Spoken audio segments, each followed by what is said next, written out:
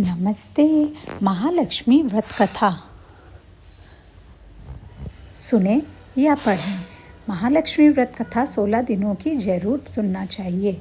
आप व्रत करें या ना करें, लेकिन कथा अवश्य सुने 16 दिनों तक। तो चलिए फिर शुरू करते हैं। जय हो महालक्ष्मी माता। कृपा करना, जो भूल चूक हो उसे माफ़ करना।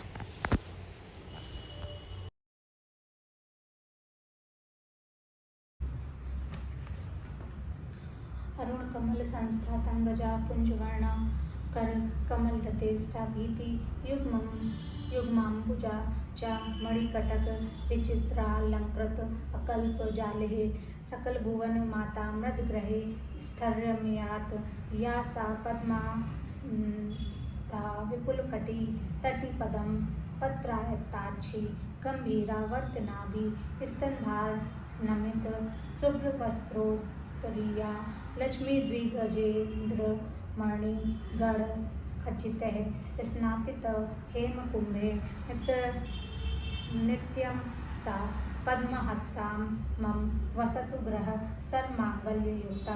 अर्थ: सुंदर लाल कमलों के समान आसन पर आसीन, लाल कमलों के पराग से रक्त वर्ण वाली, दोनों हाथों में कमल धारण किए हुए, अर्थात अभय और वरदान रूपी 2 कमल धारण किए हुए, नाना प्रकार की मणि आदि वस्त्र आभूषणों से विभूषित जगत जननी माता श्री महालक्ष्मी मेरे घर में सदा स्थिर हो निवास करें। जो श्री महालक्ष्मी विशाल और एवं अति सुंदर कटी कमर वाली है, कमलों के समान नेत्र, विशाल नेत्रों वाली, कमल नैनी, नदी के आवर्त के समान गंभीर नाभि वाली, स्तनों के भार से नमित अर्थात अपने भक्त पुत्रों को स्तन पान कराने में निपुण, श्वेत वस्त्र के ऊपर न धारण करने वाली, हीरे मोती आदि रत्नों से जड़ित, गज कुंभों से स्नान कराई गई, ऐसी भगवती श्री महालक्ष्मी जी कमलासनी, कमल धारणी, सब प्रकार के मंगल कार्य करने वाली मेरे घर सदैव निवास करें। जय महालक्ष्मी माता।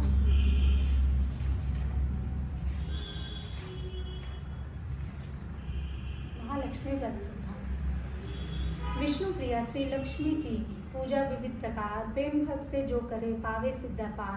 सर्वकलेश हारिणी, सुख संपत्ति दातार, गजरथ वाहन दायिनी, अरुमुक्ता मणिहार। एक समय धर्मराज युधिष्ठिर ने भगवान कृष्ण को प्रसन्नचित्त देखकर कहा कि हे त्रिलोकीनाथ, ऐश्वर्यों को देने वाले पुरुषोत्तम, आप कृपया कर कोई ऐसा व्रत बतलाइए जो संपूर्ण ऐश्वर्य देने वाला हो, जिसको करके मनुष्य नाना प्रकार के सुख, स्त्री, पुत्र, आयु, धर्म, हाथी, घोड़ा आदि का भोग सके। भगवान श्री कृष्ण बोले, हे राजन सुनो, सतयुग में जब दत्तासुर आदि असुरों ने स्वर्ग लोक पर अपना अधिकार कर लिया, तब दुखी हो इंद्र ने ऐसा ही प्रश्न देवर्ष नारद जी से पूछा था। यह सुन नारद जी बोले कि हे देवराज इंद्र, मैं तुमको एक ऐसा व्रत बताता हूँ जो सर्वमंगलकारी है। प्राचीन काल में एक बहुत ही सुंदर अपूर्व नगर था। वहाँ की भूमि बड़ी रमणीक थी। तरह तरह के रत्नों से विभूषित भूमि एवं पर्वत थे। वहाँ सुंदर चंचल नेत्रों वाली स्त्रियों के वाण रूपी कटाक्ष से कामदेव तीनों लोगों को वश में करता था।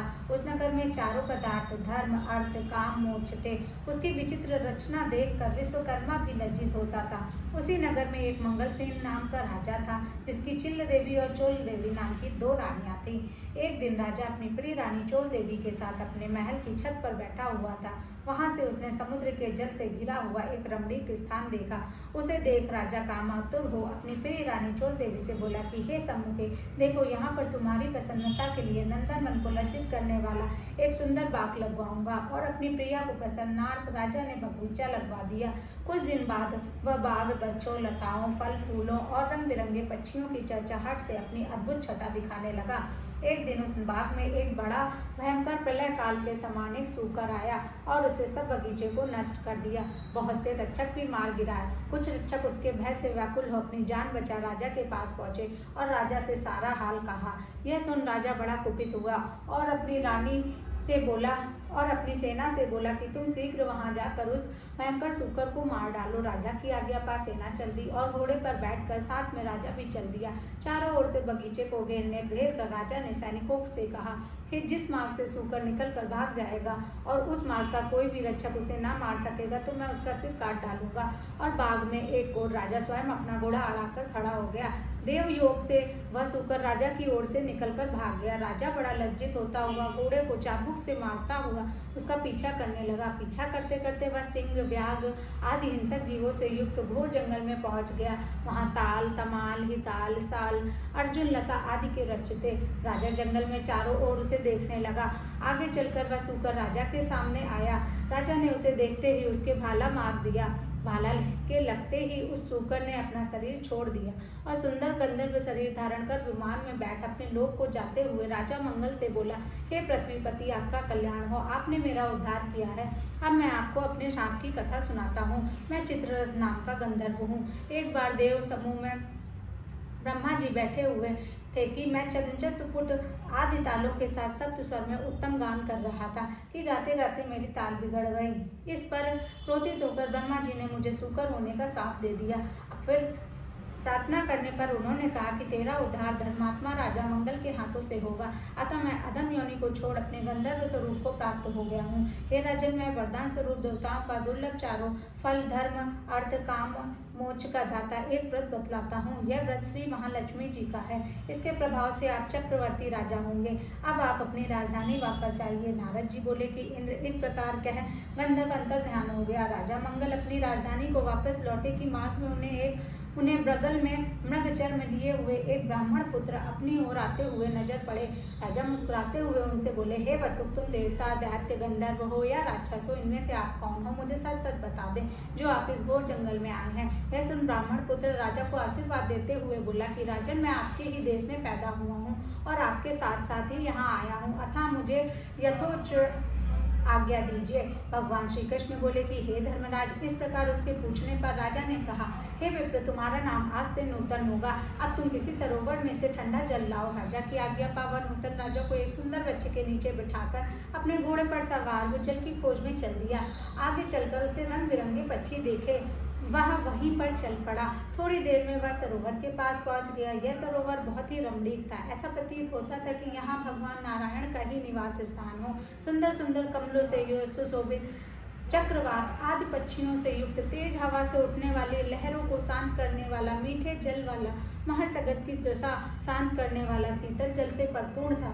जैसे ही वह आगे बढ़ा कि उसका घोड़ा कीचड़ में फंस गया, अतः वह घोड़े पर से उतरकर सरोवर की ओर चारों ओर देखने लगा। समीप ही उसने सुंदर सुंदर वस्त्र आभूषणों से सुसज्जित मृग नयनी स्त्रियों को देखा जो मधुर ध्वनि में मंगल गान करती हुई पूजा कर रही थी। नूतन अपने दोनों हाथ जोड़ स्त्रियों के पास जाकर विनम्र भाव से बोला कि हे माता, आप सब बड़ी श्रद्धा पूर्वक किसकी पूजा कर रही हैं और इसकी क्या विधि है, क्या फल है, सच सच मुझे बतावें। नूतन की मधुर वाणी सुनकर बोली कि हे विप्र, भक्ति भाव से श्रद्धा होकर सुनो। जो भगवती माया, प्रकृति और शक्ति नाम से प्रसिद्ध है, हम उस महालक्ष्मी का व्रत कर रहे हैं। वह व्रत इस प्रकार है। हे ब्राह्मण, यह व्रत भाद्रपद महीने की शुक्ल पक्ष भादव सुदी अष्टमी से प्रारंभ होता है और प्रातः काल उठकर 16 बार हाथ, पांव और मुंह धोकर 16 धागों से युक्त एक डोरी लेकर उसमें 16 गांठ लगावे और चमेली के पुष्प, कपूर, चंदन, धूप आदि सुगंधित पदार्थों से प्रत्येक गांठ की पूजा करें और ओम महालक्ष्मी नमः इस मंत्र से 16 बार आमंत्रित कर श्री महालक्ष्मी जी से प्रार्थना करें। धनम धान्यम धराम धर्मम कीर्ति भायुर्युषः श्रियम दुर्गान दत्तिनः पुत्रान महालक्ष्मी प्रयच्छ मे। हे महालक्ष्मी, आप हमें धन, धान्य, पृथ्वी, धर्म, कीर्ति, आयु, यश, शोभा तथा हाथी, घोड़े, पुत्र देवे। हे विप्र, इस प्रकार दान करते हुए उस सूत्र को पुरुष को अपने दाहिने अंग में और स्त्री को अपने बाएं अंग में धारण कर 16 दूध के पौधे और अक्षत लेकर कथा सुने। इस प्रकार भादव सुदी से लेकर अश्विन वदी अष्टमी तक नित्य प्रति कथा सुननी चाहिए। पश्चात अष्टमी के दिन रात्रि के समय जितेंद्रिया व्रतकर्ता को स्नान कर श्वेत वस्त्र धारण करके पूजा गृह में जाना चाहिए और पूर्व की ओर मुख करके पवित्र आसन पर बैठकर सफेद मोतियों से युक्त अष्टदल तुल्य कांतिमान चतुर्भुजी दोनों हाथों में कमल लिए हुए श्वेत वस्त्र धारणी आभूषणों से विभूषित अभय वर देने वाली दोनों ओर हाथियों की सूंड के जल से सींचे जाने वाली श्री महालक्ष्मी जी का ध्यान कर आप कपूर, अगर और चंदन से भगवती का चित्र बनाकर आवाहन करें कि हे महालक्ष्मी, भगवान विष्णु के पास से आप यहाँ आओ। आपके लिए ही मैंने ये षडोपचार पूजन सामग्री एकत्रित की है। हे विप्र, इस प्रकार 16 दिन समाप्त होने पर व्रतकर्ता को श्रद्धानुसार उद्यापन करना चाहिए। उद्यापन विधि इस प्रकार है। स्वर्ण के पत्र से गौ के सींग मड़वाकर तथा सोना एवं अन्य वस्त्र आदि किसी वेद पाठी ब्राह्मण को दान में दे दे। यदि इतना ना हो सके तो यथाशक्ति द्रव्य दे दें अथवा 16 ब्राह्मणों को जिमा कर वस्त्र आदि की दक्षिणा दे देवे। हे विप्र पुत्र, हमने तुमको सर्वोत्तम व्रत बतला दिया है जिसके करने मात्र से इच्छित फल प्राप्त होता है। इस व्रत को तुम करो और अपने राजा से कराओ तथा जो श्रद्धा से करना चाहे उसे भी कराओ। भगवान बोले कि हे युधिष्ठिर, इस प्रकार व्रत को स्त्रियों के मुख से सुनकर नूतन बड़ा प्रसन्न हुआ और उनको प्रणाम कर अपने घोड़े को कीचड़ में से निकालकर ठंडा पानी पिलाया और कमल के पत्ते का दोना बनाकर उसमें पानी ले घोड़े पर बैठकर अब राजा के पास आया। राजा को जल पिलाकर नूतन बोला, हे राजन, आज मैं वहाँ जो कुछ स्त्रियों से सुनकर आया हूँ उसे ध्यान से सुनो। इस प्रकार सारा हाल सुनाकर उस व्रत को नूतन और राजा दोनों ने किया। व्रत के प्रभाव से ब्राह्मणों में श्रेष्ठ ब्राह्मण नूतन और राजाओं में श्रेष्ठ राजा मंगल हो गया। तदोपरांत राजा ब्राह्मण को साथ ले घोड़े पर सवार हो अपने नगर को चल दिया। राजा का आना सुन सभी नगरवासी बड़े प्रसन्न हुए और भेंट आदि लेकर गाजे बाजे के साथ राजा की अगवानी करने चल दिए। चारों ओर घंटा और घड़ियालों के शब्द होने लगे। ऐसा मालूम होता था खुशी के मारे सारा नगर नाच रहा है। 16 श्रृंगार किए हुए गजगामिनी स्त्रियां भी मंगल गीत गाते हुए राजा की अगवानी को आईं। नगरवासियों ने सत्कार किया गया। राजा ब्राह्मण कुमार नूतन के साथ घोड़े पर से उतरकर अपने महल में रानी चोल देवी के पास गया। रानी चोल देवी राजा के हाथ में सूत्र बंधा देख क्रोधित हुई, परंतु क्रोध को छिपाकर विचार करने लगी कि राजा शिकार के बहाने किसी अन्य स्त्री से प्रेमालाप करने गया है। इसी कारण इसकी बाह में उस स्त्री ने अपने सौभाग्य के लिए यह डोरा बांध दिया है और साथ ही में मुझे देखने के लिए ब्राह्मण को भेजा है। अतः क्रोधित हो उसने डोरे को राजा की बाह से तोड़कर फेंक दिया। राजा उसकी करतूत न समझ सका क्योंकि वह सेवकों और मंत्रियों को जंगल का सारा हाल बता रहा था। उसी समय राजा की दूसरी रानी चिल्ल देवी की एक दासी राजा को देखने वहां आई। उसने भूमि पर पड़े उस डोरे को उठा लिया और उस ब्राह्मण से डोरे के बारे में सारा विवरण पूछा। दासी ने सारा विधान जानकर अपनी स्वामिनी चिल्ल देवी से जाकर कहा और वह राजा को भी सूत्र दे दिया। रानी ने उस समय नूतन को बुलावा भेजा और उसके बतलाए गए व्रत को विधान सहित करने लगी। भगवान बोले कि हे पांडुनंदन युधिष्ठिर, 1 वर्ष बीतने पर लक्ष्मी पूजा के दिन रानी चिल्ल देवी के महल में अपार बाजे बजने लगे। यह देख राजा को लक्ष्मी पूजन की याद आई। राजा अपनी बाह में बंधे सूत्र को ना देख नूतन से पूछने लगा। नूतन ने रानी चोल देवी द्वारा उसे तोड़कर फेंके जाने का सारा हाल राजा को बता दिया। यह सुन राजा क्रोधित हो रानी चोल देवी से बोला, अरे दुर्बुद्धे, अब मैं तेरे महल में लक्ष्मी पूजन ना करके रानी चिल्ल देवी के महल में लक्ष्मी पूजन करूंगा। यह कर राजा चिल्ल देवी के महल को चला गया। इस बीच लक्ष्मी जी बुढ़िया का रूप बना परीक्षा लेने के लिए रानी चोल देवी के घर गई। रानी चोल देवी उसका निरादर करते हुए बोली, अरे दुष्टे, तू कौन है? मेरे घर कैसे आई? चल भाग यहाँ से। इस प्रकार लक्ष्मी जी रानी चोल देवी से अपमानित होने पर उसे साथ देती हुई बोली कि मूर्ख, तेने मेरा अपमान किया है, अतः तू सूकर मुखी हो जा और आज से इस मंगलपुर नाम का कोलापुर हो जावे। फिर वृद्धा रूप लक्ष्मी जी वहां से चलकर परीक्षा लेने के लिए चिल्ल देवी के महल में गई। वहां रानी ने उसका बड़ा सम्मान किया। रानी ने सम्मानित तो लक्ष्मी जी ने वृद्धा का रूप त्याग साक्षात अपनी लक्ष्मी स्वरूप धारण कर लिया। यह देख रानी चिल्ल देवी ने लक्ष्मी को साष्टांग प्रणाम कर बड़े नाना प्रकार से उनका पूजन किया। भगवती लक्ष्मी चिल्ल देवी से प्रसन्न हो बोली कि हे चिल्ल देवी, मैं तुमसे बहुत प्रसन्न हूँ, मनचाहा वरदान मांग लो। चिल्ल देवी बोली, हे सुरेश्वरी कमलासन अम्बे, जो भी प्राणी इस व्रत को रखे करे और जब तक सूरज चंद्रमा आकाश में रहे तब तक आप अपने घर उसके घर में सदैव संपूर्ण ऐश्वर्य से परिपूर्ण रखे, उसके घर में आप सदैव विराजमान रहे और मेरे पति सहित आपकी यह कथा सारी पृथ्वी पर विख्यात हो। हे धर्मराज, रानी ने भगवती लक्ष्मी तथास्तु कहकर वहीं अंतर ध्यान हो गई। पश्चात राजा मंगल ने रानी चिल्ल देवी के साथ बड़ी श्रद्धा से पूजन व्रत किया। दुराचारणी रानी चोल देवी ईर्ष्यावश होकर रानी चिल्ल देवी के महल में जाने लगी। वहां बैठे पहरेदारों ने उसे अंदर जाने से रोक दिया क्योंकि लक्ष्मी जी के शाप के कारण वह सूकर के समान दिख पड़ती थी। रानी दिखलाई नहीं देती थी। वह दुखी हो जंगल में अंगिरा के पास पहुंची। उसकी यह दशा देखकर मुनि अंगिरा ने अपनी ज्ञान दृष्टि द्वारा उसकी सारी बातें जान ली। तब मुनि जी ने लक्ष्मी जी के कुपित होने का कारण उससे कहा और स्वयं ने श्री लक्ष्मी जी से उसके अपराध की क्षमा याचना कर उससे श्री लक्ष्मी जी का व्रत पूजन करवाया।